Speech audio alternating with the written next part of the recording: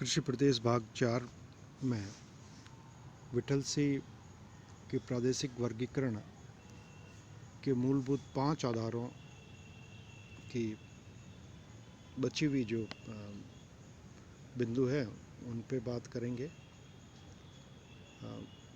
विठल सिंह के अनुसार विश्व के विभिन्न जो प्रदेश हैं उनको विभाजित करने के लिए 5 बिंदु दिए हुए हैं, जिनमें हमने 2 के बारे में पिछले भाग में विस्तार से चर्चा की थी। आज हम इन्हीं को आगे बढ़ते हुए क्रम में तीसरे पॉइंट पर चलेंगे, जिसमें कृषि भूमि में श्रम, पूंजी, संगठन आदि के विनियोग की मात्रा है। इसको हम समझते हैं। विश्व के सभी भागों में कृषि कार्य में श्रम व पूंजी की समान मात्रा प्रयुक्त नहीं होती, ये हम सभी जानते हैं। और स्पेशली जो वेस्टर्न कंट्रीज़ है उनमें ये विश्वास है कि श्रेष्ठतर मशीनों के उपयोग के अनुपात में उत्पादन बढ़ाया जा सकता है, और ये सत्य भी है कि कम भूमि पर अधिक श्रमिकों की सहायता से उपयुक्त मात्रा में उत्पादन लिया जा सकता है। अतः सघन कृषि हेतु श्रम व पूंजी दोनों की पर्याप्त मात्रा आवश्यक है। दक्षिण पूर्वी एशिया में कृषि के लिए मानव श्रम का अधिक तथा पूंजी का कम निवेश किया जाता है, जबकि जो वेस्टर्न यूरोपियन कंट्रीज़ है, यूरोपियन देश है, इनमें विपरीत स्थिति है। इन तत्वों में पर्याप्त मात्रा में विनिवेश के अभाव में अफ्रीकी एवं मध्य देश पिछड़ी अवस्था में है। अतः स्पष्ट है कि इन तत्वों के निवेश के आधार पर विश्व में भारी असमानता मिलती है। इसी तरह चौथा जो पॉइंट है उसमें उत्पादन पदार्थों के उपयोग का जो ढंग है उसमें भी व्यापक अंतर है। और विठल सिंह ने बताया कि कृषि में उत्पादित वस्तुओं का कितनी मात्रा में उपयोग होगा तथा कितना निर्यात के लिए शेष बचेगा, इस संदर्भ में ये पाया जाता है कि विश्व के 2 प्रकार के क्षेत्र मिलते हैं, और इनमें अंतर यही है कि दोनों उत्पादन का कितना प्रतिशत बाज़ार में जाता है, बेचा जाता है। आदिम किसान उत्पादन का कुछ भाग बेचता है, तो ये जीवन निर्वाहन कृषि कहलाता है, यानी वो जो कुछ भी उत्पादन करता है वो स्वयं के भरण पोषण में काम आता है। और इन क्षेत्रों में कहीं कहीं बागानी कृषि विकसित हुए हैं, जो मुख्य निर्यात व व्यापारिक कृषि का विशिष्ट रूप है। जबकि कृषक का मुख्य लक्ष्य फसलों एवं पशुपालन का व्यापार होता है, तो उसे व्यापारिक किसान कहते हैं।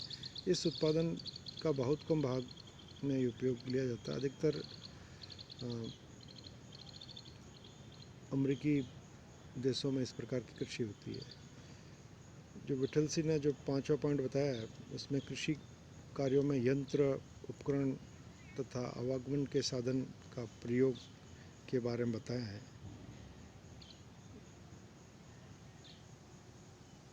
जैसा कि हम जानते हैं, विश्व के अनेक क्षेत्रों में कृषि क्रियाविधि तथा उनमें प्रयुक्त उपकरणों में असमानता पाई जाती है। पश्चिमी यूरोप तथा अमेरिकी देशों में कृषि का मशीनीकरण व्यापक स्तर पर हुआ है, जिसे हम चरम सीमा भी कह सकते हैं, वहाँ तक हुआ है। कृषि कार्य के लिए खेतों को तैयार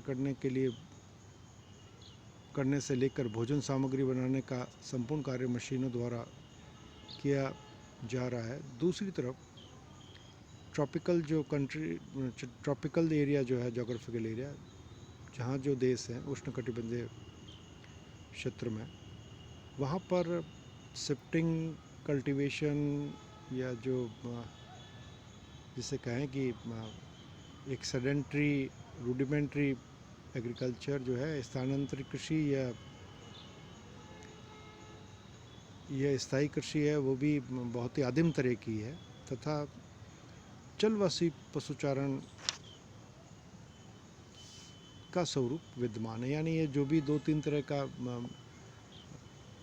कृषि या पशुपालन किया जाता है वो सभी एक तरह से आदिम, या जिसमें हम कह लें श्रम की आवश्यकता या देखरेख की कमी या पूंजी निवेश की न्यूनता और पूर्ण रूप से खुद को स्वपोषित करने के लिए किया जाता है, इस तरह का पैटर्न या स्वरूप विद्यमान है, जहाँ पशु केवल प्राकृतिक वनस्पति पर निर्भर रहते हैं और मशीनों का प्रयोग बिल्कुल नहीं होता है। इस प्रकार कृषि के लिए आवागमन के साधन भी प्रमुख हैं, जिसमें प्रयुक्तता कृषि का स्वरूप निर्धारित करती है। उष्णकटिबंधीय देशों में अभी भी प्राचीन ढंग से आवागमन आने जाने का जो तरीका वो प्रचलन है, वो चाहे वो नदियों के स्रोत हैं या उस तरह का है, उनको भी उपयोग लिया जाता है।